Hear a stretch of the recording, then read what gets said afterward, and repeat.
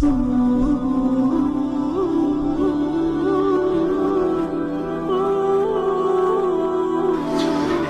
اکبر۔ حضور نبی رحمت صلی اللہ علیہ وآلہ وسلم نے ارشاد فرمایا، نماز چھوڑنا تو خیر بہت بری بات ہے، جو شخص نماز پڑھتے ہیں لیکن جماعت سے نہیں پڑھتے۔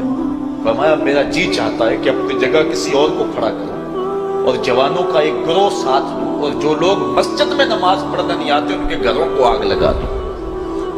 رحمت للعالمین آقا فرما رہے ہیں کہ ان کے گھروں کو آگ لگا دوں۔ کتنا غصہ ہے ان لوگوں پر کہ جو مسجد میں آ کر نماز نہیں پڑھتے، اور جو پڑھتے ہی نہیں، اس دور میں تو کوئی تھا ہی نہیں کہ مومن ہو نماز نہ پڑھتا ہو۔ اللہ اکبر۔ تو مومن نماز ہی پڑھتے تھے، تو اگر کسی سے گھر میں نماز پڑھی گئی تو فرمایا میرا جی چاہتا ہے۔ آج نماز تو نماز رہی، ہم کو تو جمعہ بھی نصیب نہیں ہے۔ کتنے لوگ ہیں کہ جو پابندی کے ساتھ نماز جمعہ بھی نہیں پڑھتے۔ حضور کا ایک فرمان سنیے، آقا کریم نے ارشاد فرمایا، من ترک الجمعۃ ثلاث جمع متوالیات فقد نبذ الاسلام وراء ظہرہ۔ جس نے بغیر کسی عذر کے 3 جمعے چھوڑ دیے، اس نے اسلام کو اپنی پشت کے پیچھے ڈال دیا، اس نے پرواہ ہی نہیں کیا اسلام کی۔ اور ایک حدیث کے لفظ ہیں، من ترک ثلاث جمعات من غیر عذر کتب من المنافقین۔ جس نے بغیر کسی عذر کے 3 جمعے چھوڑ دیے، اس کا نام منافقوں کی فہرست میں لکھ دیا جاتا۔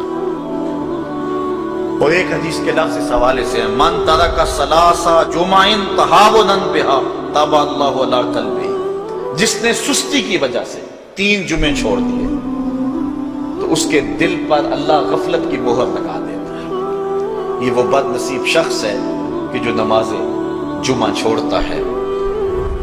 حضرت ابن حجر نے الزواجر کے اندر ایک روایت لکھی ہے، وہ فرماتے ہیں جو شخص نماز ترک کرتا ہے اس کو بہت ساری رسوائیاں ہیں۔ وقت اتنا طویل نہیں ہے کہ ایک ایک چیز کو تفصیل سے بیان کروں۔ وہ کہتے ہیں پہلی بات تو یہ ہے کہ اس کی عمر میں برکت اٹھا لی جاتی ہے۔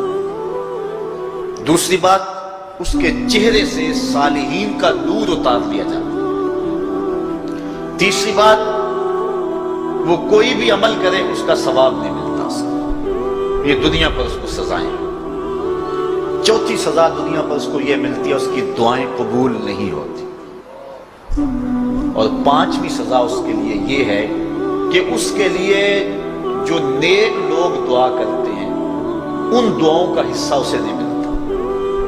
مومن نیک سحری کو اٹھ کے دعا مانگتے اللہ پوری امت پر کرم کر دے، لیکن اس کا حصہ نکال دیا گیا، اس کا حصہ نیک لوگوں کی دعاؤں سے نکال دیا گیا۔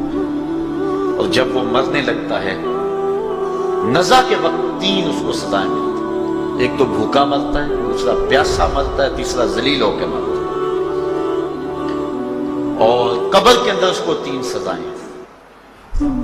حضرت امام ابن حجر کہتے ہیں ایک تو اس کی قبر تنگ کر دی جائے، حتیٰ کہ ادھر والی پسلیاں ادھر، ادھر والی پسلیاں ادھر۔ دوسرا، اس کی قبر میں آگ ڈالی جائے گی، جو اللہ کے حضور نہیں جھکتا اس کی قبر اس لائق ہے کہ اس میں آگ ڈالی۔